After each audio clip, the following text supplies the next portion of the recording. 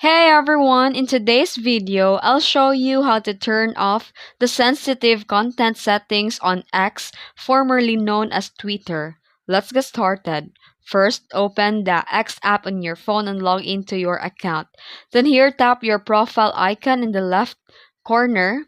Then scroll down and select Settings and Support. Then tap Settings and Privacy. And under the Privacy and Safety section, select Content you see. Now find the option Display Media that may contain a sensitive content. Toggle the switch on to allow all media and turn off the sensitive content warnings. And that's it. You've successfully turned off the sensitive content filter on X.